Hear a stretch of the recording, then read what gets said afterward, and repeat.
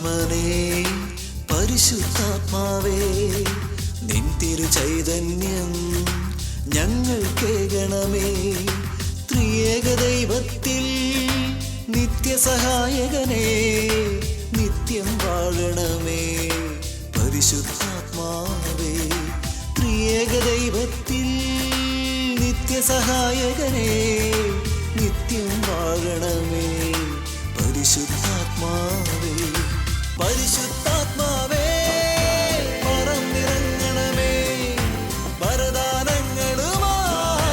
വന്നു നിറയണമേ.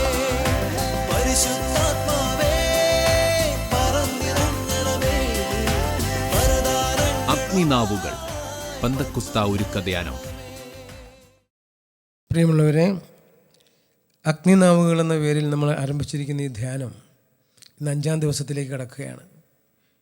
ഇന്ന് പ്രത്യേകമാവണ്ണം നമ്മൾ ധ്യാനിക്കാൻ പോകുന്ന വിഷയം യേശുക്രിസ്തു വഴി നമ്മളിലേക്ക് കടന്നു വന്ന ദൈവകൃപയെക്കുറിച്ചാണ്. ആദത്തിൻ്റെ പാപം മൂലം മനുഷ്യകുലം മുഴുവൻ പാപത്തിന് അധീനരാകുകയും മരണത്തിന് വിധേയരാകുകയും ചെയ്തു. എന്നാൽ കൃപാദാനം അങ്ങനെയല്ല. അനേക മനുഷ്യർക്ക് ദൈവിക ജീവനിൽ പങ്കുകാരാകുവാനും നീതീകരണം ലഭിക്കുവാനും ഇടയായി തങ്ങളുടെ പാപങ്ങൾക്ക്. അതുകൊണ്ട് എന്താണ് ഈ കൃപയും ദൈവകൃപയുടെ ഔന്നത്യം എന്താണെന്ന് നമ്മൾ ധ്യാനിക്കാൻ പോവുകയാണ്. അതിനെ നമുക്ക് ഒരു നിമിഷം ഒന്ന് പ്രാർത്ഥിക്കാം. സ്നേഹമുള്ള ഈശോയെ, അങ്ങ് തൃക്കരങ്ങളിലേക്ക് ഈ ദിവസത്തെ സമർപ്പിക്കുന്നു. ഈ 4 ദിവസങ്ങളിൽ അങ്ങ് ചൊരിഞ്ഞ എല്ലാ കൃപകൾക്കും പ്രത്യേകം നന്ദി പറയുന്നു. കർത്താവേ, ഇന്ന് ഞങ്ങൾ ദൈവകൃപയുടെ ഔന്നത്യത്തെക്കുറിച്ച് ചിന്തിക്കുവാനും അതിൻ്റെ ആഴം മനസ്സിലാക്കുവാനും ഞങ്ങളെ സ്പർശിക്കണമേ. ഞങ്ങളെല്ലാവരും കൃപയാൽ നിറയുവാൻ അവിടുന്ന് അനുഗ്രഹിക്കണമേ. പരിശുദ്ധ അമ്മേ, അങ്ങ് കൃപ നിറഞ്ഞവളായിരുന്നുവല്ലോ. കൃപ നിറഞ്ഞ മറിയമേ സ്വസ്തി, കർത്താവ് അങ്ങയോടുകൂടെ സ്ത്രീകളിൽ അങ്ങ് അനുഗ്രഹിക്കപ്പെട്ടവളാവുന്നു. അങ്ങയുടെ ഉദരത്തിൻ ഫലമായി ഈശോ അനുഗ്രഹിക്കപ്പെട്ടവനാവുന്നു. പരിശുദ്ധ മറിയമേ തമ്പുരാൻ്റെ അമ്മേ, പാപികളായ ഞങ്ങൾക്ക് വേണ്ടി ഇപ്പോഴും ഞങ്ങളുടെ മരണസമയത്തും തമ്പുരാനോട് അപേക്ഷിച്ചു കൊള്ളണമേ. ആമേൻ.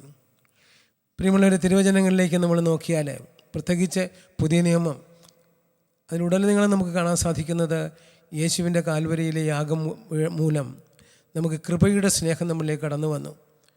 റോമാലേഖനം 5-ാം അധ്യായത്തിൻ്റെ 5 മുതലുള്ള വാക്യങ്ങൾ പറയുന്നത്, പ്രത്യാശ നമ്മളെ നിരാശരാക്കുന്നില്ല. എൻ്റെ ആത്മാവിലൂടെ ദൈവത്തിൻ്റെ സ്നേഹം നമ്മുടെ ഹൃദയങ്ങളിലേക്ക് ചൊരിയപ്പെട്ടിരിക്കുന്നു.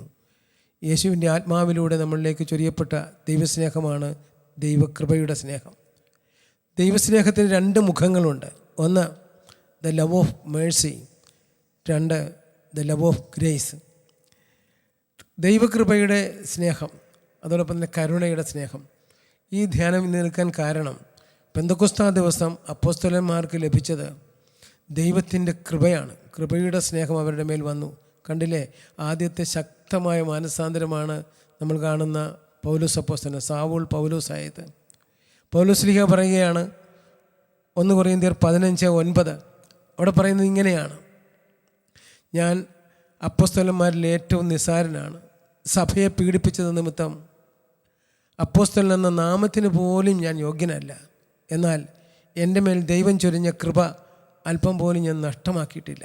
എന്തെന്നാൽ ഞാൻ എല്ലാവരേക്കാൾ കൂടുതൽ അധ്വാനിച്ചു. ഞാനല്ല, എന്നിലുള്ള ദൈവകൃപയാണ് അധ്വാനിച്ചത്.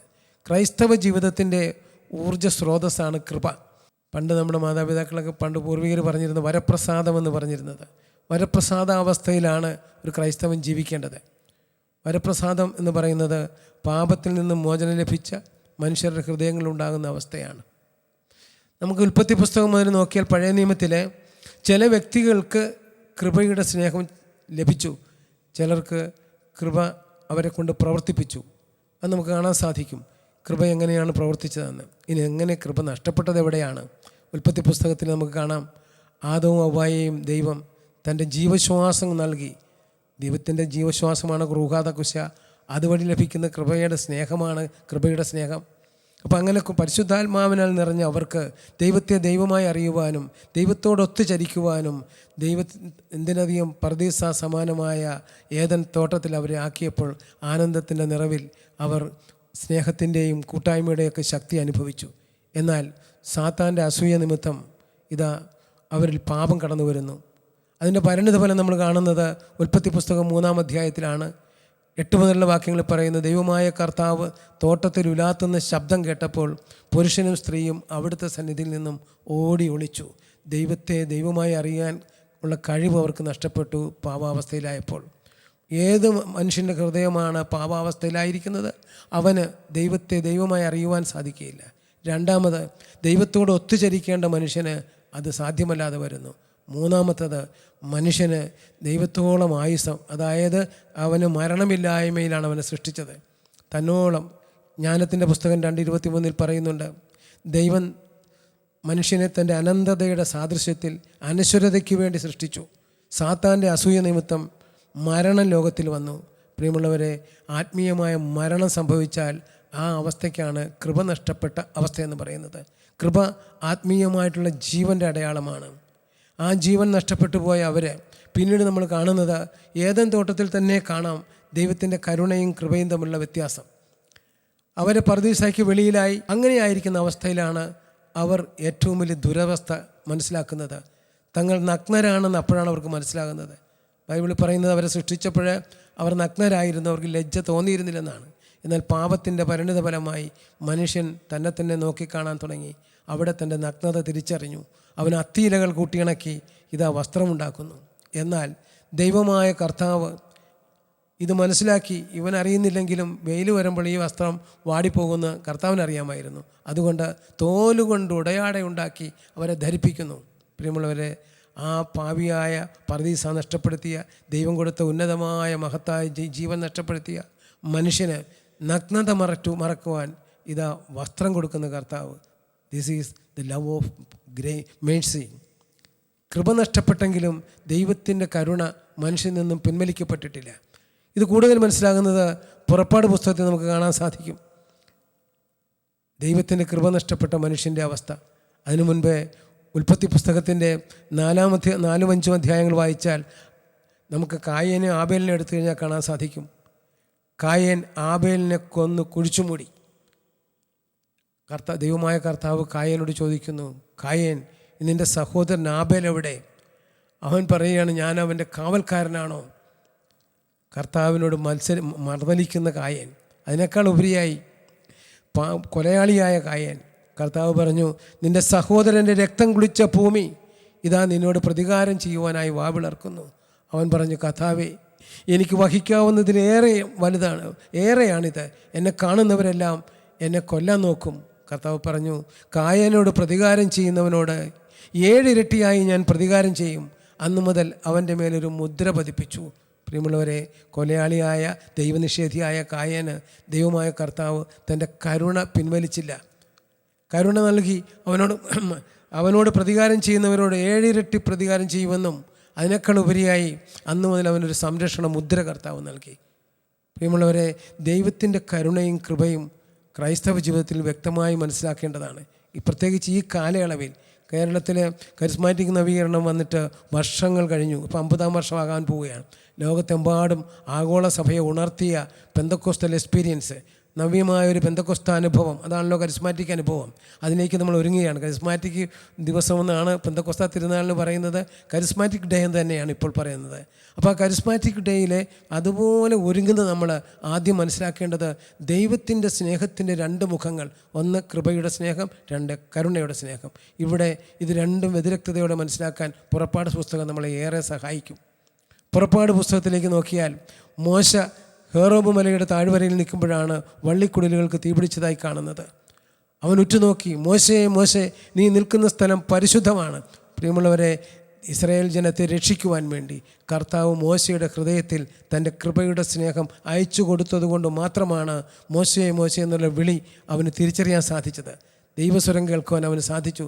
നീ നിൽക്കുന്ന സ്ഥലം പരിശുദ്ധമാണ്, നിൻ്റെ പാദരക്ഷകൾ അഴിച്ചു മാറ്റുക. അവൻ പാദരക്ഷകൾ അഴിച്ചു മാറ്റി കാണണം. തുടർന്ന് കർത്താവ് പറയണേ, ഈജിപ്തിലെ എൻ്റെ ജനത്തിൻ്റെ ദീനരോധനം എൻ്റെ കർണപുടങ്ങളിലെത്തിയിരിക്കുന്നു, നീ പോയി അവരെ വിമോചിപ്പിക്കണം. മോശ പറയുന്ന, കർത്താവേ, ഞാനോ?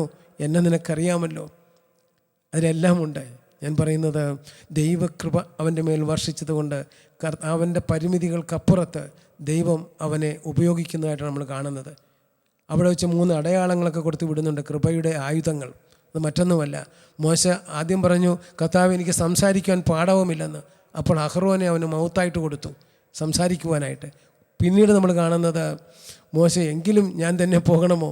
അപ്പോഴാണ് കർത്താവ് പറയുന്നത്, നിൻ്റെ കയ്യിലിരിക്കുന്നത് എന്താടാ? വടി താഴെ കയറാമെന്ന് പറഞ്ഞ് വടി താഴെ ഇട്ടപ്പോൾ വടി പാമ്പായി മാറുന്നത് അവൻ കണ്ടു.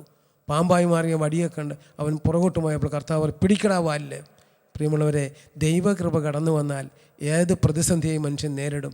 ഞാനും നിങ്ങളുവാണെ പറയും, കർത്താവെ പാമ്പ് ഇപ്പം പിടിച്ചാൽ വാലിൽ പിടിച്ചാൽ ഞാൻ വടിയാകുമെന്ന് പറയും. എന്നാൽ അതല്ല അവിടെ സംഭവിച്ചത്. മോശ പാമ്പിൻ്റെ വാലിൽ പിടിച്ചു, പാമ്പ് വടിയായി. ദൈവകൃപ ലഭിക്കുന്നവന് ഏത് പണമുയർത്തി നിൽക്കുന്ന പ്രതിസന്ധികളെയും നേരിടാനുള്ള കരുത്ത് അവൻ്റെ ഉള്ളിൽ കൃപ നൽകും, അല്ലെങ്കിൽ വരപ്രസാദം നൽകും. അതാണ് നമ്മൾ കാണുന്നത്. രണ്ടാമത് കാണുന്നത്, രണ്ടാമത്തെ അടയാളമായിട്ട് തരുന്നത് അവൻ്റെ മാറിലേക്ക് കൈവയ്ക്കാൻ പറഞ്ഞു. വെച്ചു, തിരിച്ചെടുത്തപ്പോൾ കുഷ്ഠം പിടിച്ചതുപോലെ ഇരിക്കുന്ന കൈ. ആ കൈ കൊണ്ട് വിഷമിച്ചിരിക്കുന്ന മോശയോട് കർത്താവ് പറയാണ്, തിരിച്ചു വെക്കടാന്ന് പറഞ്ഞു. ഞാൻ പറയും, ഞാനും നിങ്ങളോട് പറയും, കർത്താവെ കയ്യേലെ കുഷ്ഠം വന്നു, ഇനി ചങ്കിലും കൂടെ വെക്കണമോ? എന്നാലും അവൻ ചങ്കിൽ കൈവച്ചു. ഫലമോ? കൈ പൂർവ്വസ്ഥിതിയിലെത്തി. ഇത് രണ്ടാമത്തെ അടയാളം. മൂന്നാമത്തെ അടയാളമായി വെള്ളം കോരി കരക്കിടാൻ പറഞ്ഞ് രക്തവർണ്ണമായി മാറി. ഈ 3 വെപ്പൺസുമായി നീ പോകാൻ പറഞ്ഞു. എന്നിട്ടും അവൻ പറയുകയാണ്, കർത്താവെ എന്നെ ആരാണ് അയച്ചത് എന്ന് പറയുമ്പോൾ അങ്ങേ എങ്ങനെ ഞാൻ പറയും? അപ്പോഴാണ് കർത്താവ് പറയുന്നത്, അയാം ഹുവാം, ഞാൻ ആയിരിക്കുന്നവൻ ഞാനാണ്, നിന്നെ അയച്ചിരിക്കുന്നതെന്ന് പറയുക. അങ്ങനെ മോശ പോകുന്നു. പിന്നീട് നമ്മൾ കാണുന്നത് കൃപയുള്ള മനുഷ്യനും കൃപ നഷ്ടപ്പെട്ട മനുഷ്യരും തമ്മിലുള്ള വ്യത്യാസം. അഥവാ ആദത്തിൻ്റെ പാപത്തിന് അധീനരായ മനുഷ്യരും ദൈവം പ്രത്യേകമായി തിരഞ്ഞെടുത്ത് തൻ്റെ ദൗത്യ നിർവഹണത്തിന് വേണ്ടി ദൈവം കൃപ നൽകിയ മനുഷ്യനായ മോശയും നമ്മൾ കാണുകയാണ്. 11 അത്ഭുതങ്ങൾ ഫറവോയുടെ മുമ്പിൽ പ്രവർത്തിച്ചിട്ടും പ്രിയമുള്ളവരെ, ഫറവോയുടെ ഹൃദയം കഠിനമായിക്കൊണ്ടിരുന്നു. 11ാമത്തെ അത്ഭുതമായ കടിഞ്ഞുൽപുത്രന്മാരുടെ വധത്തോടുകൂടി ഫറവോ കീഴടങ്ങുന്നു. ഇസ്രായേൽ ജനം, എടാ നിന്നെ ആരാടാ ഞങ്ങളുടെ നേതാവായി നിയമിച്ചതെന്ന് 40 വർഷങ്ങൾക്ക് മുമ്പ്, അല്ല 80 വർഷങ്ങൾക്ക് മുമ്പ് പറഞ്ഞ പാർട്ടിയാണ് ചോദിച്ച ജനം ഇപ്പോൾ പറയുകയാണ്, മോശ ഒന്ന് ഞൊടിച്ചതേ ഉള്ളൂ, വരൂ നമുക്ക് പോകാമെന്ന് പറഞ്ഞപ്പോൾ ആ അത്ഭുതങ്ങൾ കണ്ട് മോശയുടെ കൂടെ 6 ലക്ഷത്തോളം വരുന്ന പുരുഷന്മാർ അടങ്ങുന്ന ജനസമൂഹത്തെ നയിക്കുവാൻ തക്ക കഴിവ് മോശയ്ക്ക് എവിടെ നിന്നുണ്ടായി? That is the grace, love of grace. ദൈവത്തിൻ്റെ കൃപ കടന്നു വരുമ്പോൾ അതിസ്വാഭാവിക മനുഷ്യരാക്കി നമ്മളെ മാറ്റുകയാണ്. ദൈവമക്കളുടെ വിലയും നിലയും അനുസരിച്ച് പ്രതികരിക്കാൻ കരുത്തുള്ളവരാക്കി നമ്മളെ മാറ്റുകയാണ്. നമ്മളിലെ സാധാരണ മനുഷ്യർ ദൈവകൃപ ലഭിച്ചു കഴിയുമ്പോൾ ദൈവത്തിൻ്റെ ശക്തിയാൽ പ്രവർത്തിക്കുന്നവരായി മാറുകയാണ്. നമ്മൾ കാണുന്നില്ലേ, യോഹന്നാൻ്റെ സുവിശേഷം 1-ാം അധ്യായത്തിൻ്റെ 14-ാം വാക്യത്തിൽ, അതായത് വചനം മാംസമായി നമ്മുടെ ഇടയിൽ വസിച്ചു, കൃപയും സത്യവും നിറഞ്ഞ ദൈവപുത്രൻ്റേതായ മഹത്വം അവനുണ്ടായിരുന്നു. കൃപയും സത്യവും നിറഞ്ഞ ദൈവപുത്രൻ്റെ മഹത്വം ധരിച്ച പുത്രനിൽ കാണുന്ന അതേ കൃപ ഇതാ ഇവിടെ മോശയിൽ പ്രവർത്തിക്കാൻ തുടങ്ങിയിരിക്കുന്നു.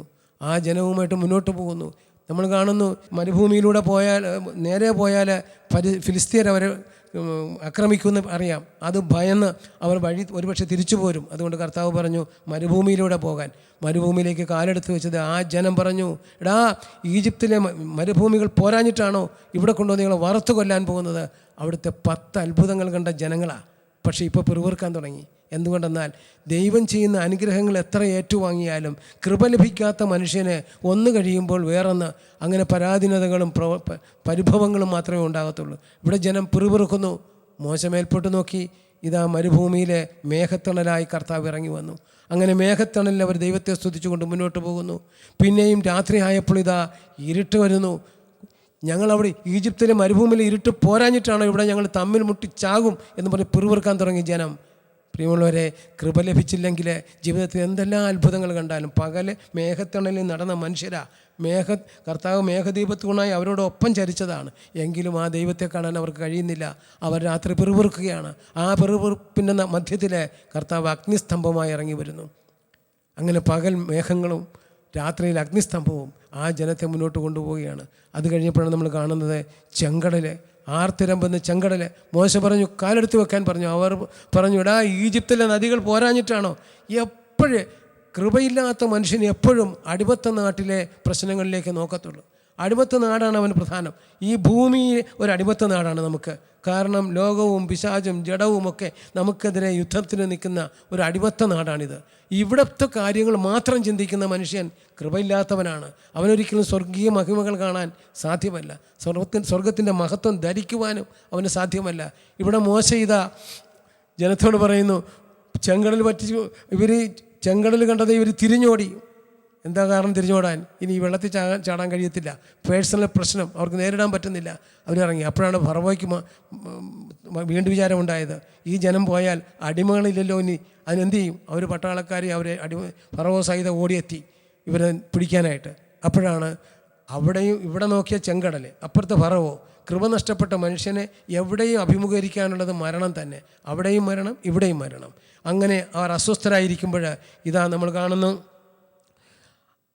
ചെങ്കടൽ വറ്റിച്ചു കൊടുക്കുന്ന കർത്താവ് ചൂട് കാറ്റടിച്ച് അവിടെ നിന്ന് ഫറവോയുടെ സൈന്യത്തിന് വീർക്കുന്ന മധ്യത്തിലെ ആ മേഘദീപത്തൂണ് ഇരുണ്ട് വരുന്നു.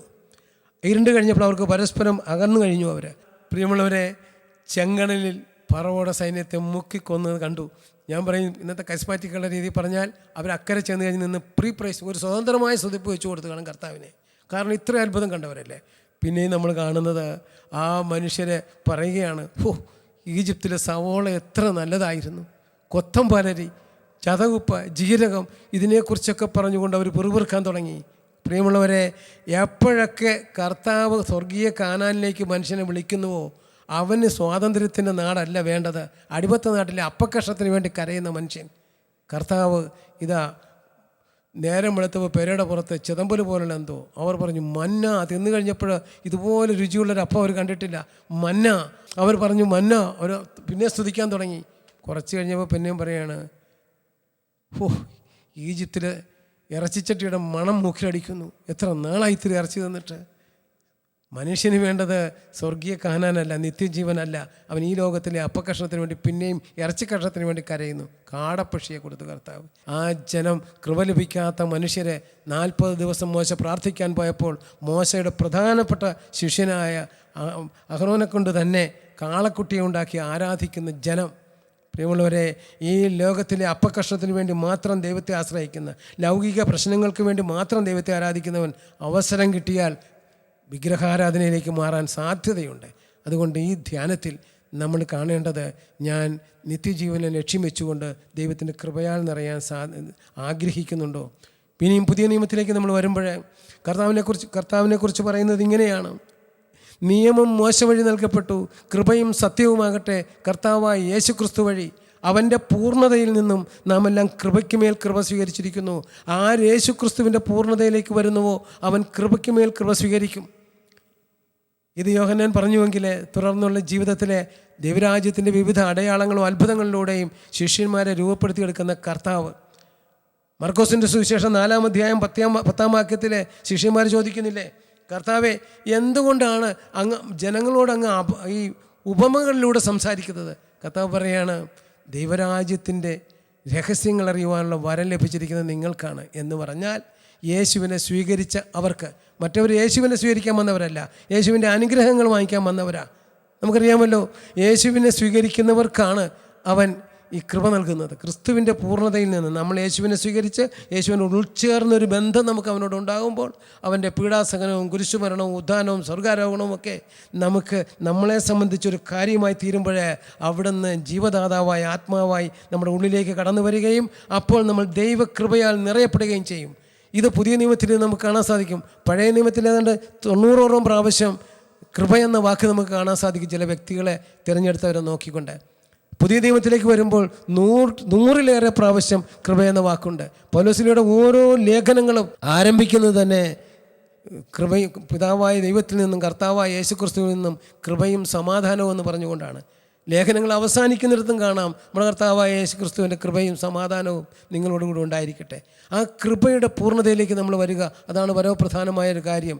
ഈ കൃപ സ്വീകരിക്കണമെങ്കിൽ എന്ത് സംഭവിക്കണം? ഒന്നാമതായിട്ട് വേണ്ടത് യേശുവിനെ സ്വീകരിക്കാൻ തയ്യാറാകണം. കണ്ടില്ലേ, ലൂക്കായുടെ സുവിശേഷം 2-ാം അധ്യായം 30-ാം വാക്യത്തിൽ നമ്മൾ കാണുന്നുണ്ട്. 28-ാം വാക്യത്തിൽ ഇങ്ങനെയാണ്, കൃപ നിറഞ്ഞവളെ സ്വസ്തി എന്നും പറഞ്ഞാണ് ദൈവദൂതൻ മറിയത്തെ അഭിസംബോധന ചെയ്യുന്നത്. അതിൻ്റെ കാരണം കൃപയും പാപവും മനുഷ്യഹൃദയത്തിൽ ഒന്നിച്ചു വസിക്കില്ല. അതുകൊണ്ട് മറിയം കൃപ നിറഞ്ഞവളായി, ഉത്ഭവവാമയില്ലാതെ ജനിച്ചവളെന്ന് പറയാൻ കാരണം അതാ. ശമയോൻ ആ കുഞ്ഞിനെ കയ്യിലെടുത്തുകൊണ്ട് പറയുന്നുണ്ട്, ഈ ശിശു അനേകരുടെ ഉയർച്ചയ്ക്ക് കാരണമാകും, അനേകരുടെ താഴ്ചയ്ക്ക് കാരണമാകും. നിൻ്റെ ഹൃദയത്തിലൂടെ ഒരു വാൾ കടക്കും. ആ ശിശുവിൻ്റെ കൃപ നിറഞ്ഞ കുഞ്ഞിനെ ആര് സ്വീകരിക്കുന്നുവോ അവൻ്റെ ഉയർച്ചയ്ക്ക് കാരണമാകും. ആരവനെ സ്വീകരിക്കാതിരിക്കുന്നുവോ അവൻ്റെ തകർച്ചയ്ക്ക് കാരണമാകും. പുതിയ നിയമത്തിൽ ഉടനീളം നോക്കിയാൽ ദൈവജനം അവൻ്റെ ചുറ്റും നിന്ന് രോഗശാന്തി നേടുന്നു, അത്ഭുതങ്ങൾ കാണുന്നു, പിശാചുബാധയിൽ നിന്ന് മോചിപ്പിക്കുന്നു, തളർവാദത്തിൽ നിന്ന് മോചിപ്പിക്കുന്നു. എല്ലാ വിമോചനവും അനുഭവിച്ചിട്ടും ആ ജനം, പ്രിയമുള്ളവരെ, കർത്താവിനെ പിടിക്കാൻ വന്നപ്പോൾ ശിഷ്യന്മാർക്ക് പോലും നിൽക്കാൻ പറ്റിയില്ല. എന്തുകൊണ്ടാണെന്നറിയാവോ? അവനെ സ്വീകരിക്കാൻ അവർ തയ്യാറായില്ല, മനസ്സിലായില്ല, സ്വീകരിക്കാൻ പറ്റിയില്ല. പുതിയ നിയമത്തിൽ ഉടനീളം നമുക്ക് കാണാൻ സാധിക്കും കർത്താവിനെ സ്വീകരിക്കാത്ത ജനത. അതായത് അവിടുന്ന് കടൽ തീരത്ത് എന്ന് പ്രസംഗിച്ചപ്പോൾ ആയിരക്കണക്കിന് മനുഷ്യരാണ് കടന്നുകൂടിയത്. ആ മനുഷ്യരെല്ലാവരും പിരിഞ്ഞുപോയി. എന്തിനധികം ഓശാനയ്ക്ക് യേശുവിന് ഓശാന പാടിക്കൊണ്ട് പോയ ജനം ഒരാഴ്ച കഴിഞ്ഞപ്പോൾ അതേ ജനം തന്നെ പുരോഹിത പ്രമുഖന്മാരും മറ്റവരും അധികാരികളും യേശുവിനെ ക്രൂശിക്കാൻ പറഞ്ഞു കൊടുത്തപ്പോൾ അവനെ ക്രൂശിക്കുക ക്രൂശിക്കുക എന്ന് വിളിച്ചു പറഞ്ഞു. എന്തുകൊണ്ടാണ്? അവനെ സ്വീകരിക്കാൻ പറ്റിയില്ല. ബൈബിളിലേക്ക് നോക്കിയാൽ കൃപ സ്വീകരിച്ച ചില വ്യക്തികളെ കാണാം. അവർ ഒരിക്കലും എന്തെങ്കിലും നേട്ടമുണ്ടായത് കൊണ്ടല്ല, മറിച്ച് നമ്മുടെ ചിന്തയിൽ ഭാഷയിൽ പറഞ്ഞാൽ കോട്ടമാണ് അവർക്കുണ്ടായത്. ഉദാഹരണം പറഞ്ഞാൽ വലിയ ധനാധീനം ചുങ്കക്കാരനുമായിരുന്ന സക്കായി, അവൻ സിക്കമോർ മരത്തിൻ്റെ മുകളിൽ നിൽക്കുകയാണ്. അവന് നിൻ്റെ വീട്ടിൽ ഞാൻ നിന്നോടുകൂടി ഭക്ഷിക്കുന്നു എന്ന് പറഞ്ഞ് അവൻ്റെ വീട്ടിൽ ചെന്ന കർത്താവ് നാം കാണുന്നത്, അവൻ പറയുകയാണ്, കർത്താവ്, ഞാൻ ആരുടെയെങ്കിലും വഞ്ചിച്ചെടുത്തെങ്കിൽ 4 ഇരട്ടിയായി കൊടുത്തുകൊള്ളാം, സ്വത്തിൽ പകുതി ദരിദ്രർക്ക്. നമ്മൾ ഇതിനു മുമ്പ് ആദ്യ ദിവസം നമ്മൾ ചിന്തിച്ച കാര്യമാണ്. എന്താണ് സക്കായിക്ക് കിട്ടിയ നേട്ടം? സക്കായിക്ക് യേശുവിനെ കിട്ടി. അതാണ് പ്രത്യേകത. അവൻ യേശുവിനെ സ്വീകരിച്ചു. അതുകൊണ്ട് അവന് തീർച്ചയായിട്ടും അവനെ അനുഗ്രഹിക്കപ്പെട്ടു. ആ കുടുംബത്തിന് ഈ ഭവനത്തിന് ഇന്ന് രക്ഷ കൈവന്നിരിക്കുന്നു എന്ന് കർത്താവ് പറഞ്ഞു. അനേകർ വളരെ കൺവെൻഷൻ കൂടുന്നു, ധ്യാനം കൂടുന്നു, ഒരു വേദനയ്ക്ക് പുറകെ മറ്റൊരു വേദന, ഒരു തീർന്നു കഴിയുമ്പോൾ മറ്റൊന്ന് വരുന്നു. ഇങ്ങനെ അസ്വസ്ഥമാകുന്ന മനുഷ്യർ മനസ്സിലാക്കേണ്ടത് ഈ സക്കായിയുടെ പാഠത്തിൽ നിന്ന് പഠിക്കേണ്ട ഒരു കാര്യമുണ്ട്. ഇന്ന് നിൻ്റെ ഭവനത്തിൻ്റെ രക്ഷ കൈവന്നു എന്ന് പറയണമെങ്കിൽ നീ യേശു ക്രിസ്തുവിനെ സ്വീകരിക്കണം. ആദ്യം സുവിശേഷം പറഞ്ഞു കൊടുത്ത മനുഷ്യന് തന്നെ യേശുവിനെ സ്വീകരിക്കാൻ പറ്റിയില്ല. അവൻ്റെ അന്ത്യം അതിദാരുണമായിരുന്നു. അവൻ്റെ പ്രവൃത്തികൾ വളരെ നികൃഷ്ടമായിരുന്നു. ആരാണ്? വേറെ ആരുമല്ല, ഹെറോദോസ്. അവിടെ നേരെ ഭൂതരാജാക്കന്മാർ അവിടെ ചെല്ലുന്നു. എവിടെയാണ് ഇസ്രായേലിനെ നയിക്കാനുള്ള രാജാവ് ജനിക്കുന്നത്? അയാൾ അസ്വസ്ഥനായി. കാരണം താൻ ജീവിച്ചിരിക്കുക മറ്റൊരു രാജാവോ. അദ്ദേഹം പണ്ഡിതന്മാരെ വിളിച്ചു പറഞ്ഞു, നോക്കൂ എവിടെയാണ് യേശു ജനിക്കുന്നതെന്ന്. അവർ നോക്കി. മിക്ക പ്രവാചകൻ്റെ പുസ്തകം 5-ാം അധ്യായം 2-ാം വാക്യം അവർ കണ്ടു. അവർ പറഞ്ഞു, രാജാവേ, ഇതാ യൂദയായിലെ ബെത്ലഹേമിലാണ് രാജാവ് ജനിക്കാൻ പോകുന്നത്. അവൻ ഇവിടെ ഈ പ്രവാചകൻ ഇങ്ങനെ പറഞ്ഞിരിക്കുന്നു, യൂദയായിലെ ബെത്ലഹേമേ, നീ യൂദയായിലെ നഗരങ്ങളിൽ ചെറുതല്ലെങ്കിലും നിന്നിൽ നിന്നാണ് രാജാവ് ജനിക്കാൻ പോകുന്നത്.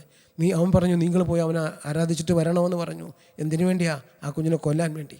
അവരെ കർത്താവ് വേറെ വഴിക്ക് നക്ഷത്രം വഴിമാറ്റിക്കൊണ്ടുപോയി. 2 വർഷം കഴിഞ്ഞപ്പോൾ ഫറവോ അറിയുന്നത് 2 വയസ്സിന് താഴെയുള്ള ലോകം കണ്ടിട്ടുള്ളതിൽ വെച്ച് ഏറ്റവും വലിയ ക്രൂരനായി ആ മനുഷ്യൻ മാറി.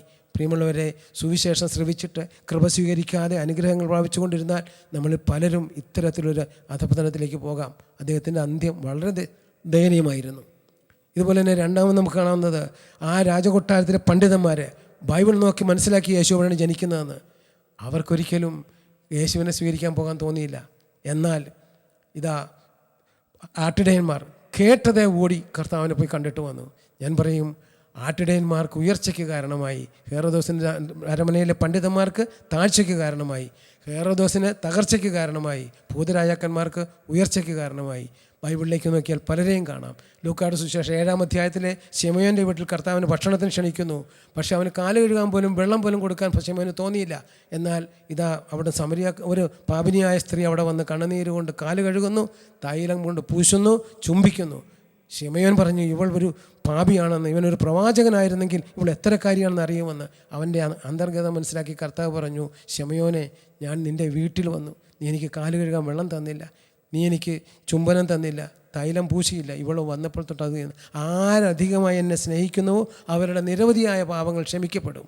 പ്രിയമുള്ളവരെ, ആര് കുറച്ച് സ്നേഹിക്കുന്നുവോ അവർക്ക് കുറച്ച് മാത്രം മോചനം കിട്ടും. അപ്പോൾ ദൈവകൃപ കടന്നു വന്ന് വിമോചനം കിട്ടണമെങ്കിൽ യേശുവിനെ സ്വന്തമാക്കണം.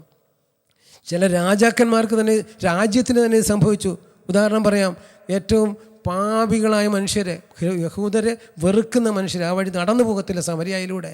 ആ സമരിയയിലെ കിണറിൻ്റെ പക്കത്ത് വെച്ച് സമരിയക്കാരിയെ കണ്ട യേശു, ജനനം കൊണ്ട് മുഖം നഷ്ടപ്പെട്ടു പോയ പെണ്ണാണ്, ജീവിതം കൊണ്ട് നഷ്ടപ്പെട്ടതാണ്. അവൾ യേശുവിനെ സ്വീകരിച്ചു കഴിഞ്ഞപ്പോൾ പട്ടണത്തിലേക്ക് ഓടി അനേകരെയും കൂട്ടി വന്നു. എന്നാൽ ഗരസേനയുടെ നാട് ലഗിയോൻ ബാധിച്ച മനുഷ്യനെ പന്നികൾ കൂട്ടത്തിലേക്ക് വിട്ട് പിശാചുക്കളെ ബഹിഷ്കരിച്ച മനുഷ്യനെ സുബോധത്തോടെ അവിടെ ഇരിക്കുമ്പോൾ പട്ടണവാസികൾ ഓടിയെത്ത് അവർ ആ മനുഷ്യനെ കാണുന്നില്ല. പന്നികൾക്ക് സംഭവിച്ചത് കണ്ട ഉടനെ പറഞ്ഞു, യേശുവിനോട് പറഞ്ഞു, ഞങ്ങളുടെ നഗരം വിട്ടു പോകുക. ഭക്തരായ ജനങ്ങളാണ് ഗരസേനരെ. അവർ യേശുവിനെ പന്നി സംരക്ഷണാർത്ഥം തൻ്റെ വീട്ടിൽ നിന്ന് ഇറക്കി വിട്ടു. ഗരസേനരുടെ താഴ്ചയ്ക്ക് കാരണം, സമരിയായുടെ ഉയർച്ചയ്ക്ക് കാരണം. നമുക്ക് ഈ ധ്യാനത്തിൽ ഇന്ന് ചിന്തിക്കേണ്ടത്, എനിക്ക് യേശുവിനെ സ്വീകരിച്ച് യേശുവിൻ്റെ കൃപയാൽ നിറഞ്ഞ് ക്രിസ്തുവിന് സാക്ഷികളായി ക്രിസ്തുവിന് ജീവിതം സമർപ്പിച്ച് ജീവിക്കാൻ ഈ ധ്യാനം എനിക്ക് തീരുമാനമെടുക്കാൻ സഹായിച്ചെങ്കിൽ ഞാൻ തീർച്ചയായും സ്വർഗത്തിന് അവകാശിയാണ്. അല്ലാതെ ഈ ലോകത്തിലെ കാര്യങ്ങൾക്ക് വേണ്ടി മാത്രം, ഇഹലോക ജീവിതം മാത്രം ഓഹരിയായി കരുതുന്നവർക്ക് ദൈവരാജ്യത്തിൽ പ്രവേശിക്കാൻ സാധ്യമല്ല. അതുകൊണ്ട് നമുക്ക് ദൈവരാജ്യത്തിലേക്ക് ഉറ്റുനോക്കാം. ദൈവരാജ്യനാഥനായ യേശു ക്രിസ്തുവിനെ നമുക്ക് സ്വീകരിക്കാം. അതുവഴി ക്രിസ്തുവിൻ്റെ പൂർണ്ണതയിൽ നിന്ന് നമുക്ക് കൃപയ്ക്ക് മേൽ കൃപ സ്വീകരിച്ച് അനുഗ്രഹീതരാകാം. അതിനുള്ള കൃപ കർത്താവ് നമുക്ക് നൽകട്ടെ. ഒപ്പം നമുക്ക് ഒന്നിച്ചൊന്ന് പ്രാർത്ഥിക്കാം. കർത്താവേ, അവിടുത്തെ കൃപയാൽ എന്നെ നിറയ്ക്കണമേ. നമുക്കൊന്ന് പ്രാർത്ഥിക്കാം. കർത്താവേ, അവിടുത്തെ കൃപയാൽ എന്നെ നിറയ്ക്കണമേ. കർത്താവേ, അവിടുത്തെ കൃപയാൽ എന്നെ നിറയ്ക്കണമേ. പ്രിയമുള്ളവരെ, നമുക്ക് കർത്താവിൻ്റെ സന്നിധിയിൽ ആരാധനയിലേക്ക് പങ്കെടുക്കുമ്പോൾ ഹൃദയം തുറന്നു കൊടുത്ത് യേശുവിനെ ഉള്ളിൽ സ്വീകരിച്ച് അവൻ ഉള്ളിൽ വളരുന്നൊരവസ്ഥയിലേക്ക് വരുവാൻ വേണ്ടി നമുക്ക് ഈ ആരാധനയിൽ പങ്കെടുക്കാം.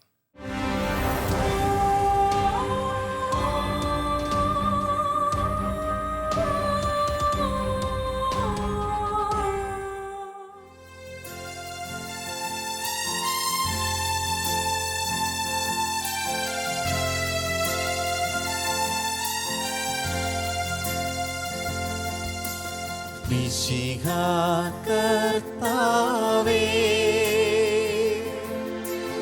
മാനവരക്ഷകനേ,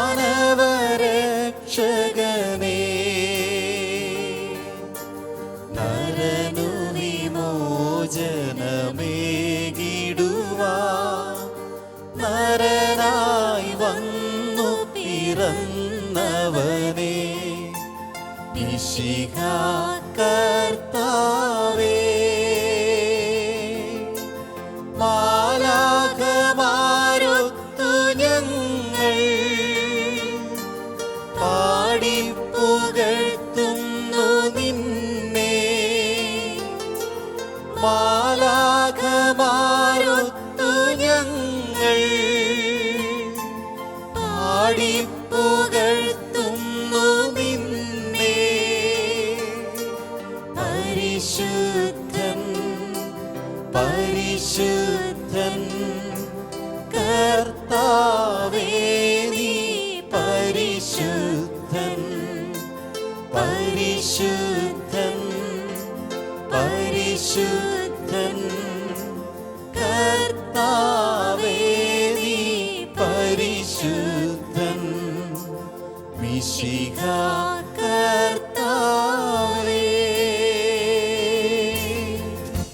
പരിശുദ്ധ പരമദിവ്യകാരുണ്യത്തിന് എന്നേരവും ആരാധനയും സ്തുതിയും പുകഴ്ചയും ഉണ്ടായിരിക്കട്ടെ. പരിശുദ്ധ പരമദിവ്യകാരുണ്യത്തിന് എന്നേരവും ആരാധനയും സ്തുതിയും പുകഴ്ചയും ഉണ്ടായിരിക്കട്ടെ. പരിശുദ്ധ പരമദിവ്യകാരുണ്യത്തിന് എന്നേരവും ആരാധനയും സ്തുതിയും പുകഴ്ചയും ഉണ്ടായിരിക്കട്ടെ. എല്ലാവരും ഈശോയിലേക്ക് ഉറ്റുനോക്കുക. തിരുവോസ്തരൂപനായ മിശിഹ ഇതാ നമ്മുടെ മധ്യം നിൽക്കുമ്പോൾ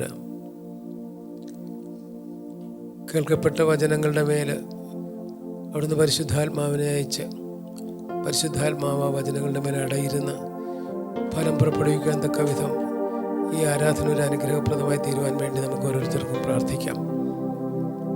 ദൈവകൃപയുടെ ഔന്നത്യം എന്തെന്ന് നമ്മൾ കേൾക്കുകയായിരുന്നു. പാപവും കൃപയും ഒരുമിച്ച് വസിക്കുകയില്ല. ദൈവകൃപയുടെ ഔന്നത്യം അറിയുന്നവന് മാത്രമേ ഉത്ഭവഭാവത്തിൻ്റെ ആഴം അറിയുവാൻ സാധിക്കൂ. നമ്മുടെ ഹൃദയത്തിലെ എല്ലാ ഉത്ഭവഭാവത്തിൻ്റെ എല്ലാ ലാഞ്ചനകളും തൽഫലമായിട്ടുണ്ടായിട്ടുള്ള എല്ലാ മൂലഭാവങ്ങളും നമ്മളിന്ന് എടുത്തു മാറ്റി ദൈവാത്മാവിൻ്റെ നിറവിൽ ദൈവകൃപയിൽ ഈ ഒരു അരമണിക്കൂർ സമയം നമുക്ക് ചെലവഴിക്കാം. ദൈവകൃപയുടെ സമൃദ്ധമായ പ്രവാഹം നമ്മളിലേക്ക് ഉണ്ടാകട്ടെ. കരങ്ങൾ നീട്ടി കർത്താവിനെ നമുക്കൊന്ന് സ്തുതിക്കാം.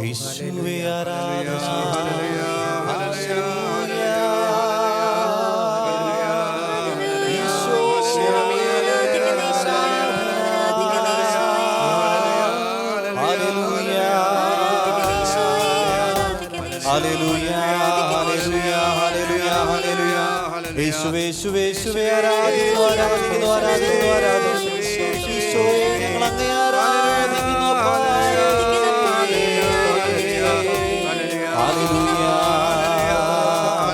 ഈശോയെ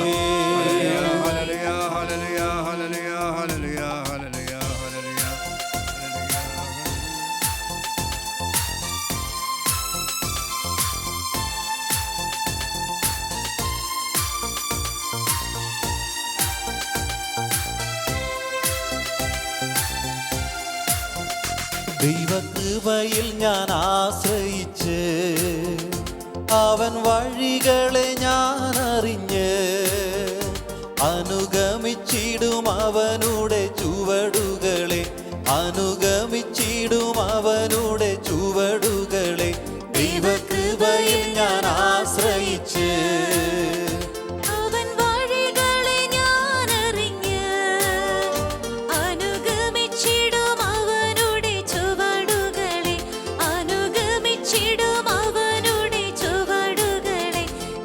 കൃപയിൽ ഞാൻ ആശ്രയിച്ച്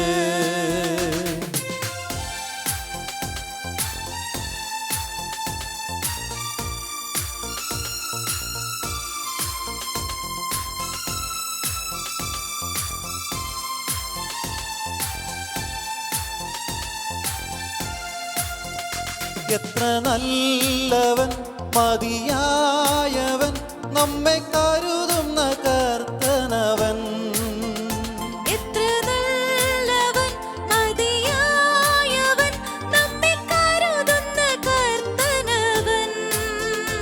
എന്റെ ആവശ്യങ്ങളെല്ലാം അറിഞ്ഞിടുന്ന ഏറ്റവും അടുത്ത സഹായകൻ താൻ എന്റെ ആവശ്യങ്ങൾ എല്ലാം അറിഞ്ഞിടുന്ന ഏറ്റവും അടുത്ത സഹായകൻ താൻ ദൈവകൃപയിൽ ഞാൻ ആശ്രയിച്ച് അവൻ വഴികളെ ഞാൻ അറിഞ്ഞ് അനുഗമിച്ചിടും അവനുടെ ചുവടുകളെ അനുഗമിച്ചിടും അവനുടെ ചുവടുകളെ ദൈവകൃപയിൽ ഞാൻ ആശ്രയിച്ച്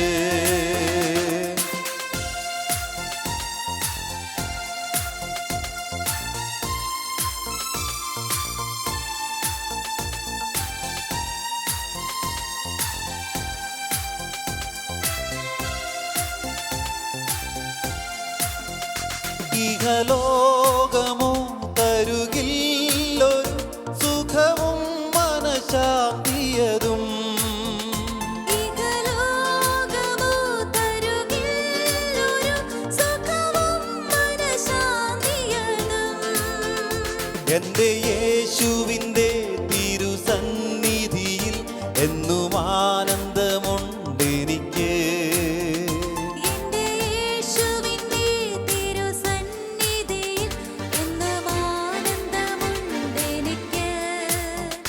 ദൈവകൃപയിൽ ഞാൻ ആശ്രയിച്ച് അവൻ വഴികളെ ഞാൻ അറിഞ്ഞ് അനുഗമിച്ചിടും അവനുടെ ചുവടുകളെ അനുഗമിച്ചിടും അവനുടെ ചുവടുകളെ ദൈവകൃപയിൽ ഞാൻ ആശ്രയിച്ച്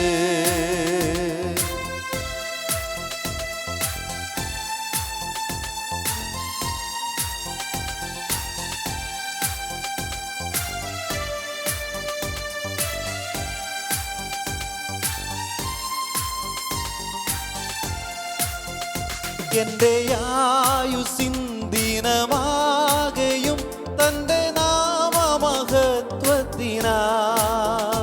എന്റെ ആയുസ്സിൻ ദിനമാകെയും തന്റെ നാമമഹത്വത്തിനായി ഒരു കൈത്തിരി പോൽ കത്തിയെരിഞ്ഞൊരിക്കൽ തിരുമാറിൽ മറഞ്ഞിടും ഞാൻ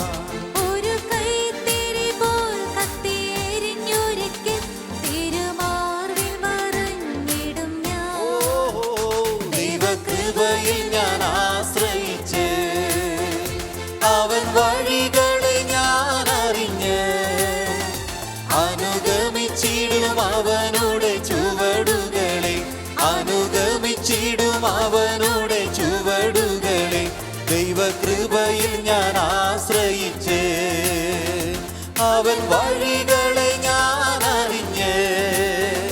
അനുഗമിച്ചിടും അവനുടെ ചുവടുകളെ, അനുഗമിച്ചിടും അവനുടെ ചുവടുകളെ, അനുഗമിച്ചിടും അവനുടെ ചുവടുകളെ. എന്റെ യേശുവേ അങ്ങേ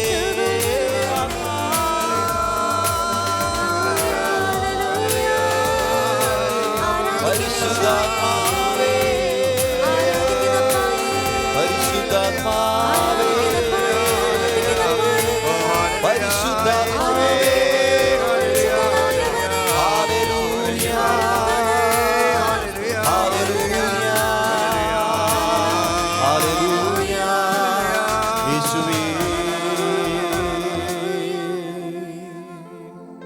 സ്നേഹമുള്ള ഈശോയെ, വചനം മാംസമായി ഞങ്ങളുടെ ഇടയിൽ വസിച്ചു.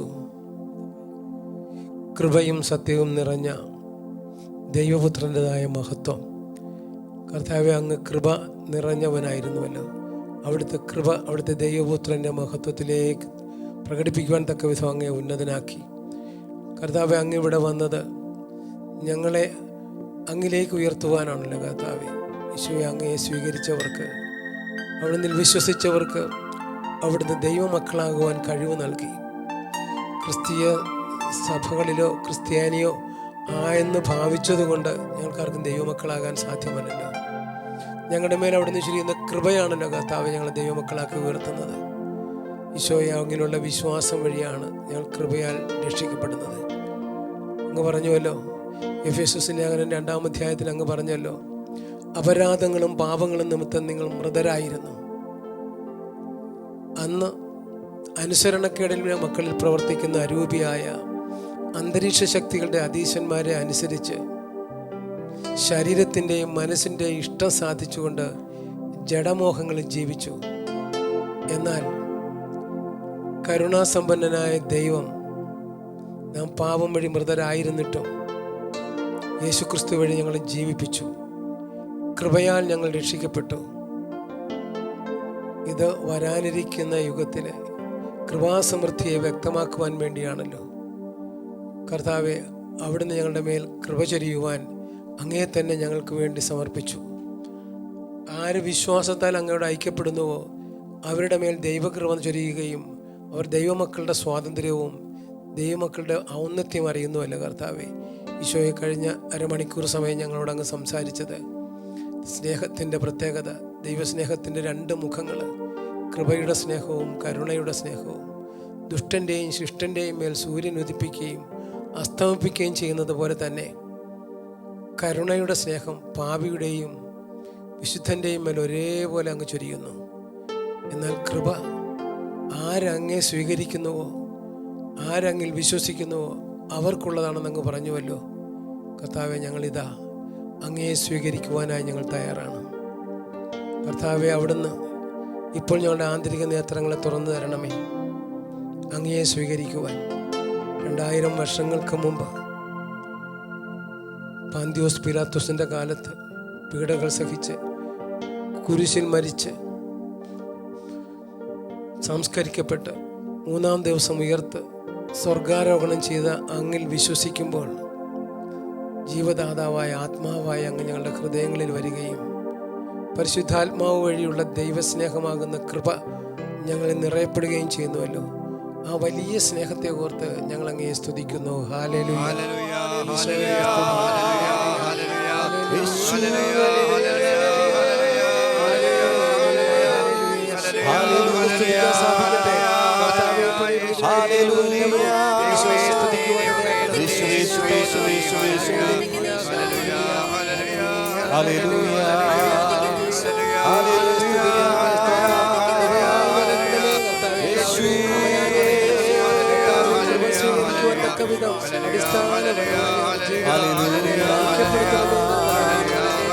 ഹല്ലേലൂയ,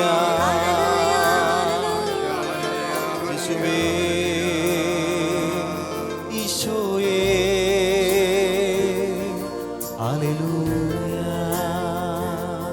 അങ്ങേ സേവിക്കുവാൻ, അങ്ങേ സാക്ഷിക്കുവാൻ എന്നിൽ യോഗ്യത തെളിയുന്നില്ല.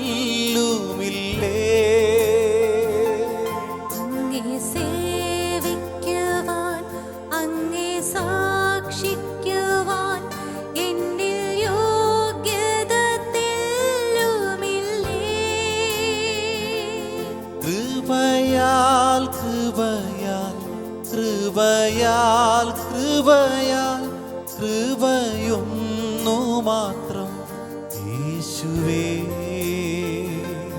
കൃപയാൽ കൃപയാൽ കൃപയാൽ കൃപയാൽ കൃപ ഒന്നു മാത്രം യേശുവേ. എന്നെ തിരഞ്ഞെടുപ്പാൻ എന്നെ മാനിക്കുവാൻ എന്നിൽ എന്തു നീ കണ്ടേശുവേ. എന്നെ തിരഞ്ഞെടുപ്പാൻ എന്നെ മാനിക്കുവാൻ എന്നിൽ എന്തു നീ കണ്ടേശുവേ. ഒരു യോഗ്യതയും പറയാനില്ല, കൃപയൊന്നു മാത്രം യേശുവേ. കരങ്ങൾ നീട്ടി കർത്താവിനെ സ്തുതിക്കാം. ഹല്ലേലൂയ, ഹല്ലേലൂയ, സ്തോത്രം. ഈശോയെ നന്ദി, ഈശോയെ സ്തുതി, ഈശോയെ ആരാധന. Hallelujah, hallelujah. ഈശോയെ ഉറ്റുനോക്കിക്കൊണ്ട് അല്പസമയം നിശബ്ദതയിലാകാം. എല്ലാവരും തിരുവോസ്തിയിലേക്ക് ഉറ്റുനോക്കുക. പൂർണ്ണ നിശബ്ദതയിൽ എൻ്റെ യോഗ്യതയൊന്നും നോക്കിയിട്ടല്ല കർത്താവ്, അവിടുത്തെ കൃപയാലാണ് എന്നെ ഉപയോഗിക്കുന്നത്. പൗലോസ്ലീഹ പറഞ്ഞില്ലേ, ഞാൻ അപ്പോസ്തലന്മാരിൽ ഏറ്റവും നിസ്സാരനാണ്. സഭയെ പീഡിപ്പിച്ചത് നിമിത്തം അപ്പോസ്തലൻ എന്ന നാമത്തിന് പോലും ഞാൻ യോഗ്യനല്ല. എങ്കിലും എൻ്റെ മേൽ അവിടുന്ന് ചൊരിഞ്ഞ കൃപ നഷ്ടമായിട്ടില്ല. എന്തെന്നാൽ ഞാൻ എല്ലാവരേക്കാൾ കൂടുതൽ അധ്വാനിച്ചു. ഞാനല്ല, എന്നിലുള്ള ദൈവകൃപയാണ് അധ്വാനിച്ചത്. പ്രിയമുള്ളവരെ, ഈ 8 ദിവസത്തെ ധ്യാനത്തിലൂടെ നമ്മൾ ദൈവത്തെ അറിയുന്നവരും ദൈവ ശുശ്രൂഷകരുമായി മാറുവാനാണ് കർത്താവ് ആഗ്രഹിക്കുന്നത്. ഈ 5-ാമത്തെ ദിവസം ദൈവകൃപ സ്വീകരിച്ച സാവൂള് എപ്രകാരം പൗലോസായി. നമുക്കറിയാം, യാതൊരു യോഗ്യതയും കൊണ്ടല്ല, ദൈവത്തെക്കുറിച്ചുള്ള തീഷ്ണത അദ്ദേഹത്തിൻ്റെ ഹൃദയത്തിലുണ്ടായിരുന്നു. ക്രിസ്ത്യാനികളെ കൊന്നെടുക്കുവാൻ പോയ മനുഷ്യൻ, ഇതാ കർത്താവ് അവനെ സ്വീകരിച്ചു. അവൻ്റെ കണ്ണിൽ അടിച്ച മിന്നൽ പിണര് കൊണ്ട് കണ്ണിന് കാഴ്ച നഷ്ടപ്പെട്ടു, നിലത്ത് വീണു. സാവൂൾ, സാവൂൾ, എന്തുകൊണ്ട് നീ എന്നെ പീഡിപ്പിക്കുന്നു? കർത്താവേ, അങ്ങ് ആരാണ്? നീ പീഡിപ്പിക്കുന്ന യേശുവാണ് ഞാൻ. കർത്താവെ, സാവൂളിനെ യേശു കർത്താവാണെന്നുള്ളൊരു വെളിപാട് ആ അന്ധതയുടെ മധ്യത്തിൽ കിട്ടിയല്ലോ. അനനിയാസിൻ്റെ പക്കൽ ചെന്ന് സ്നാനം സ്വീകരിച്ചപ്പോൾ കൃപ അദ്ദേഹത്തിൻ്റെ മേൽ കടന്നു. ഏത് സഭയെ നശിപ്പിക്കുവാൻ നോക്കിയോ അതിനെ പണിതുയർത്തുന്ന മുൻനിര പടയാളികളിൽ ഒരാളായി സാവൂൾ മാറി. കർത്താവെ, ക്രിസ്തീയ സഭയുടെ വളർച്ചയിൽ എന്തോരം അധ്വാനിച്ചു പൗലോസ്ലീഹ, എന്തോരം എഴുതി. പൗലോസ്ലീഹയുടെ ചൊരിഞ്ഞ അതേ കൃപ ഇന്നും അങ്ങ് ഞങ്ങളിലേക്ക് വർഷിക്കാൻ ആഗ്രഹിക്കുന്നുണ്ടല്ലോ. കർത്താവെ, ആരൊക്കെ അങ്ങയെ സ്വീകരിക്കുവാൻ നിൽപ്പുണ്ടോ അവരിലേക്ക് ആ കൃപ ചൊരിയുന്നതിനെ ഓർത്ത് ഞങ്ങൾ അങ്ങയെ സ്തുതിക്കുന്നു. ഹല്ലേലൂയ,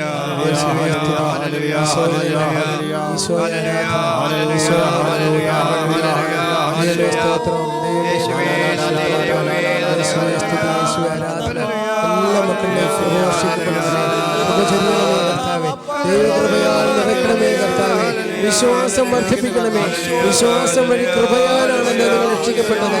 കർത്താവേ, വിശ്വാസം വർദ്ധിപ്പിക്കണമേ, വിശ്വാസം വർദ്ധിപ്പിക്കണമേ.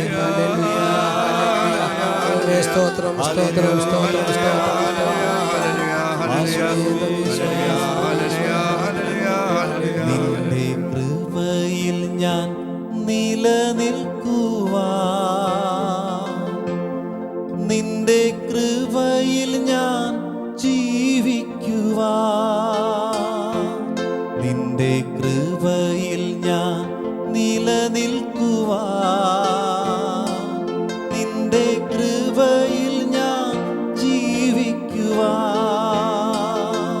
കൃപ വേണമപ്പ, കൃപ വേണമപ്പാ, കൃപ വേണമപ്പാ മക്കൾക്ക്.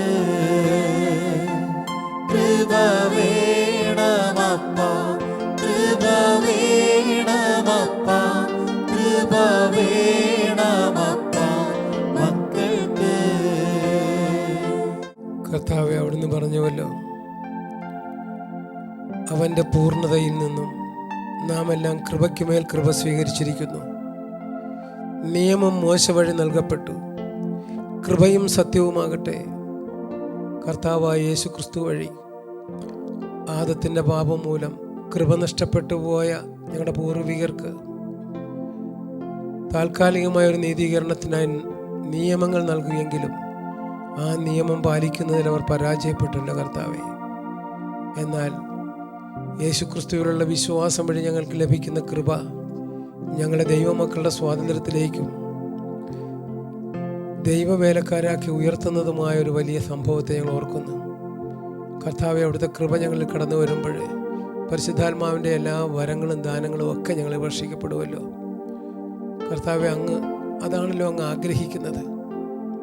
കർത്താവെ, അവിടുത്തെ ആത്മാവിനെ സ്വീകരിച്ച് കഴിയുമ്പോൾ ഞങ്ങൾക്ക് ലഭിക്കുന്ന ഔന്നത്യത്തെ ഞങ്ങൾ ഓർക്കുന്നു. പത്രോസ്ലീഹ പറഞ്ഞുവല്ലോ, 1 പത്രോസ് 1:4 ഞങ്ങളോട് പറഞ്ഞുവല്ലോ, യേശുക്രിസ്തുവിൻ്റെ കുരിശുമരണവും ഉത്ഥാനവും വഴി സജീവമായ പ്രത്യാശയിലേക്കും സ്വർഗത്തിൽ ഞങ്ങൾക്കായി ഒരുക്കിയിരിക്കുന്ന അക്ഷയവും കളങ്കരഹിതവും ഒളിമങ്ങാത്തതുമായൊരു അവകാശത്തിലേക്ക് ഞങ്ങളെ വീണ്ടും ജനിപ്പിച്ചിരിക്കുന്നുവെന്ന്.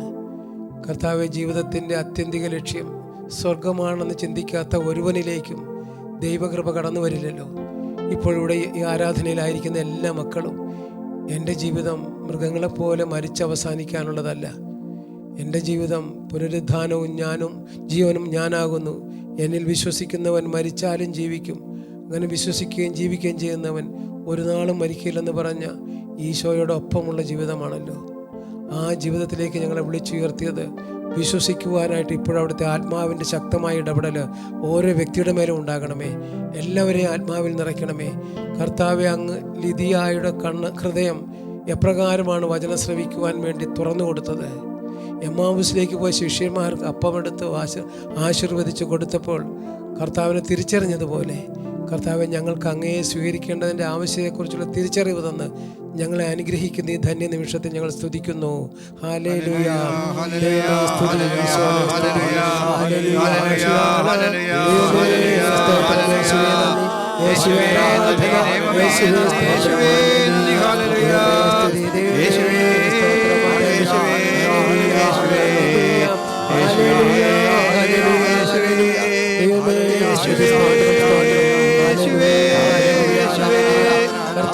എല്ലാ അസ്വസ്ഥതകളും മാറ്റണമേ, എല്ലാ ഭാരങ്ങളും നീക്കണമേ. ഇപ്പോൾ നിങ്ങൾ വിഷമിപ്പിക്കുന്ന പാപങ്ങളും ഭാരങ്ങളും ഉണ്ടാകുമ്പോൾ ഒന്നിനെ കുറിച്ച് കൃതജ്ഞതാ സ്തോത്രങ്ങളിലൂടെയും യാചനകളിലൂടെയും നിങ്ങളുടെ പ്രാർത്ഥന ദൈവസന്നിധിയിലേക്ക് ഉയർത്തും. അപ്പോൾ നിങ്ങളുടെ ധാരണകളെ അത് ലംഘിക്കുന്ന ദൈവത്തിന്റെ സമാധാനം നിങ്ങളുടെ ഹൃദയങ്ങളെയും മനസ്സുകളെയും കർത്താവായ യേശുക്രിസ്തുവിൽ കാത്തുകൊണ്ടുവന്ന് വാഗ്ദാനം ചെയ്ത കർത്താവേ, യേശുവേ സ്തോത്രം. Hallelujah, hallelujah.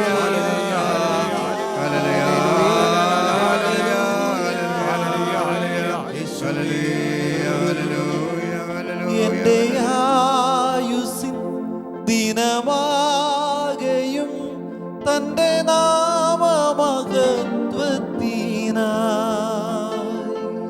എന്റെ ആയുസ്സിൻ ദിനമാകെയും തന്റെ നാമമഹത്വത്തിനായി ഒരു കൈത്തിരി പോൽ കത്തിയെരിഞ്ഞൊരിക്കൽ തിരുമാറിൽ മറഞ്ഞിടും ഞാൻ. ഒരു കൈത്തിരി പോൽ കത്തിയെരിഞ്ഞൊരിക്കൽ തിരുമാർവിൽ മറഞ്ഞിടും ഞാൻ. ഈശോയുടെ പക്കലേക്ക് വീണ്ടും ഹൃദയങ്ങൾ ഉയർത്തുക. പ്രിയമുള്ളവരെ, ദൈവകൃപ നമ്മുടെ ഹൃദയത്തിലേക്ക് കടന്നു വരുമ്പോൾ നമ്മുടെ മനസ്സും നമ്മുടെ ശരീരവും എല്ലാം സൗഖ്യം പ്രാപിക്കുകയാണ്. കൃപ എവിടെ വർഷിക്കപ്പെടുന്നുവോ അവിടെ കരുണയാൽ നമ്മൾ പൊതിയപ്പെടും.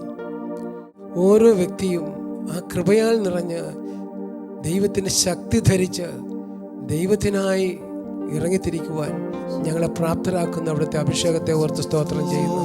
Hallelujah, hallelujah, hallelujah, hallelujah, hallelujah, hallelujah, hallelujah, hallelujah, hallelujah, hallelujah,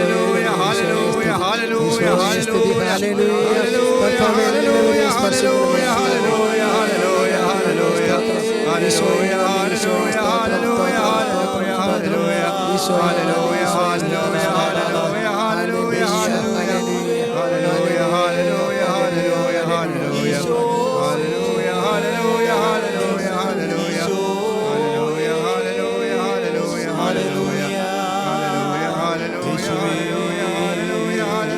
hallelujah, കൃപയാൽ കൃപയാൽ കൃപയൊന്നു മാത്രം യേശുവേ.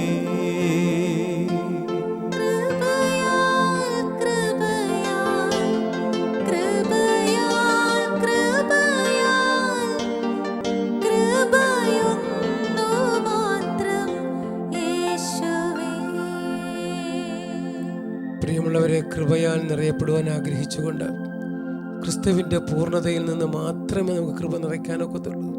അതുകൊണ്ട് കൃപ നിറയുവാൻ ആഗ്രഹിച്ചുകൊണ്ട് നമുക്ക് കർത്താവിൻ്റെ സന്നിധിയിലാകാം. കർത്താവെ, ദൈവകൃപയുടെ പ്രവാഹം എവിടെ ഉണ്ടാകുന്നുവോ അവിടെ ഞങ്ങളെ അലട്ടുന്ന മാനസിക പ്രശ്നങ്ങൾ, ശാരീരിക രോഗപീഠകൾ, ബന്ധങ്ങളിലെ വീഴ്ചകൾ, ദൈവരാജ്യത്തിന് നിരക്കാത്ത തഴക്കദോഷങ്ങൾ, എല്ലാവിധ ബന്ധനങ്ങളിൽ നിന്നും പ്രത്യേകിച്ച് മാനസികമായി ഞങ്ങളെ അലട്ടുന്ന ഭയം, കുറ്റബോധം, നിരാശ, അപകർഷത എല്ലാം മാറിക്കിട്ടുമല്ലോ കർത്താവേ. സകലത്തിനെയും മാറ്റി യേശുക്രിസ്തുവിലായിരിക്കുന്നവൻ പുതിയ സൃഷ്ടിയാണെന്ന് പറഞ്ഞ കർത്താവേ, ആ പുതിയ സൃഷ്ടിയാക്കുവാൻ തക്കവിധം ഇപ്പോൾ ഈശോയെ സ്വീകരിക്കുവാൻ ഈ ഗാനത്തിലൂടെ യേശുവിനെ മഹത്വപ്പെടുത്തിക്കൊണ്ട് യേശുവിനെ സ്വീകരിക്കുവാൻ ഞങ്ങളെ പ്രാപ്തരാക്കണമേ. ഇനി എൻ്റെ ജീവിതം നിനക്കായി, ഇനിയുള്ള നാളുകൾ നിനക്കായി. ഇനി എൻ്റെ ജീവിതം നിനക്കായി, ഇനിയുള്ള നാളുകൾ നിനക്കായി. യേശുവേ, എൻ നാഥനേ, യേശുവേ, എൻ നാഥനേ. ഇനിയുള്ള ജീവിതം നിനക്കായി, ഇനിയുള്ള നാളുകൾ നിനക്കായി. ഇനിയുള്ള ജീവിതം നിനക്കായി, ഇനിയുള്ള നാളുകൾ നിനക്കായി. യേശുവേ, യേശുവേ, യേശുവേ, യേശുവേ, ഈശോയേ, ഈശോയേ, ഈശോയേ,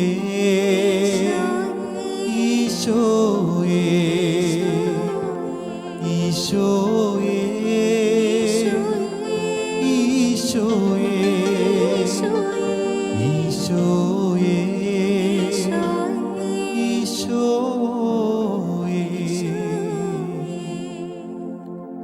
സകല ജനത്തിനും വേണ്ടിയുള്ള വലിയ ആനന്ദത്തിൻ്റെ സദ്വാർത്തയായ ഈശോയെ ഹൃദയത്തിലേക്ക് സ്വീകരിച്ചാൽ നമ്മുടെ ഹൃദയം എത്രമാത്രം ആനന്ദമുള്ളതാകും.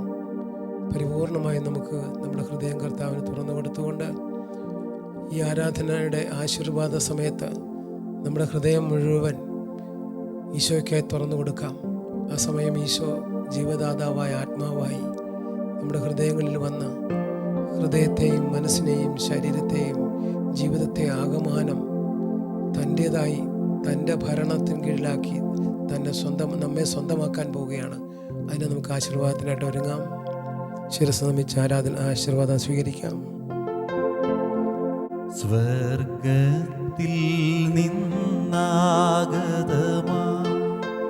ജീവൻ നൽകുമോരപ്പം നീ, മർത്യനു മർത്യനു മുക്തി പകർന്നരുളും നിത്യമഹോന്നതമാപ്പം നീ, നിത്യമഹോന്നതമാപ്പം നീ. മാനവരേ മോദമോടെ നാഥനെ വാഴ്ത്തി പാടിടുവിൻ. ദൈവത്തിൻ പരിപാവനമാം സന്നിധി ചേർന്നു വണങ്ങിടുവിൻ. സന്നിധി ചേർന്നു വണങ്ങിടുവിൻ. സ്വർഗത്തിൽ നിന്നാഗതമാ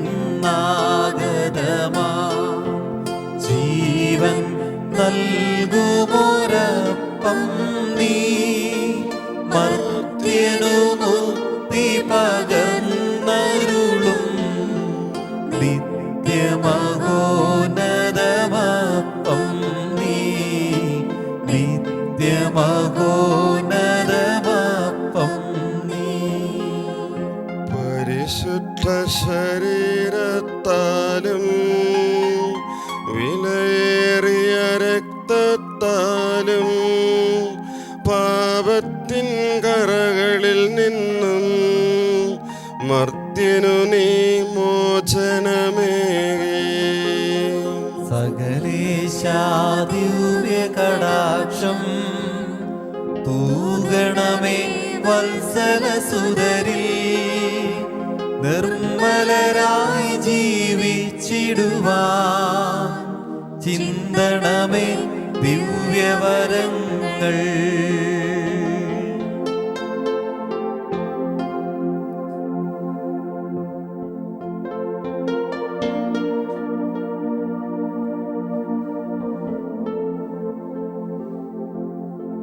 ഹല്ലേലൂയ, സ്തോത്രം, ഹല്ലേലൂയ, ഹല്ലേലൂയ, ഹല്ലേലൂയ. ഈശോയേ,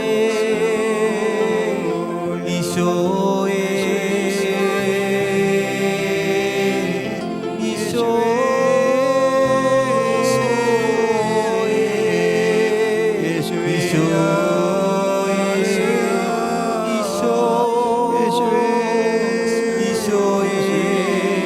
ഹല്ലേലൂയ, ഹല്ലേലൂയ.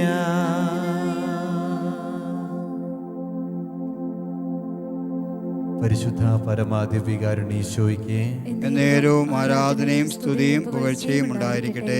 പരിശുദ്ധ പരമാദിവ്യകാരുണ്യീശോയ്ക്ക് എന്നേരവും ആരാധനയും സ്തുതിയും പുകഴ്ചയും ഉണ്ടായിരിക്കട്ടെ. പരിശുദ്ധ പരമാദിവ്യകാരുണ്യീശോയ്ക്ക് എന്നേരവും ആരാധനയും സ്തുതി പുകഴ്ചയും ഉണ്ടായിരിക്കട്ടെ. നാളെ നമ്മൾ ഈ സമയത്ത് ആരാധനയിൽ പങ്കെടുക്കുന്നത് വരെ നമുക്ക് ഏറ്റുപറയാം, കർത്താവേ അവിടുത്തെ കൃപയാൽ എന്നെ നിറയ്ക്കണമേ.